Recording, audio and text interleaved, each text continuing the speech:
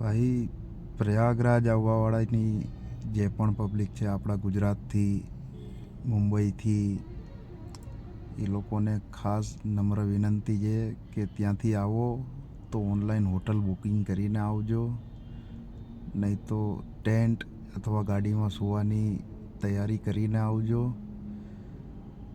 એટલી બધી હાલત ખરાબ છે. 29 જાન્યુઆરી અને 2 ફેબ્રુઆરીનું મેન મહાસ્નાન છે.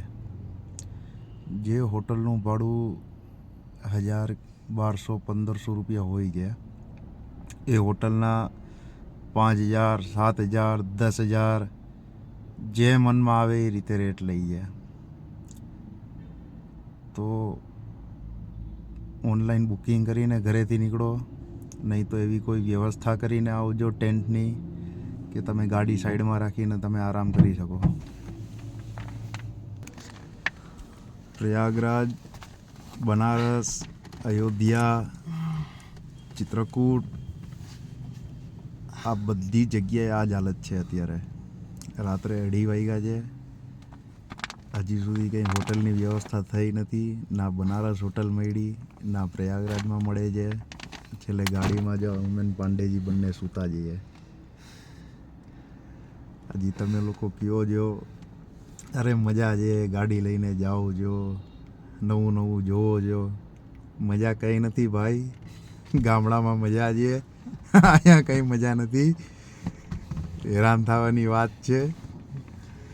તો જે પણ આવો સમજી વિચારીને આવજો, ન તો અમારા જેવી હાલત થાય. રાત્રે 2-2:30 વાગે ગાડીમાં જો હાઈવે ઉપર લગાડીને સૂવું પડશે. તો ધ્યાન રાખજો, ઓનલાઈન બુકિંગ કરીને આવો. અમારું તો જોકે માર્કેટિંગનું કામ છે, આદત છે. અમને કંઈ કદાચ 2 દિવસે હોટલમાં અને ગાડીમાં સૂવું પડે તો પણ કંઈ ફરક નથી પડતો. હોટલ મળે ના મળે એનાથી કંઈ મતલબ નથી. પણ જે દર્શન કરવા આવે છે, જે નાના છોકરાઓને લઈને આવવાના છે, એને હાથ જોડીને વિનંતી છે, ધ્યાન રાખજો.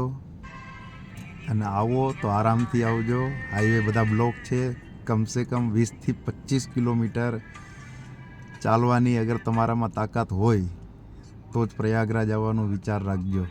નહીં તો પછી ઘરે બેસો, ત્યાંથી દર્શન કરો. હાઈવે ટોટલી બધા જામ છે. કમસે કમ 20થી 25 કિલોમીટર તમારી ગાડી પ્રયાગરાજની બહાર રખાવશે પોલીસવાળા, RPF જવાન, CRF. તો નમ્ર વિનંતી છે, ધ્યાન રાખજો આવો તો. હર હર મહાદેવ.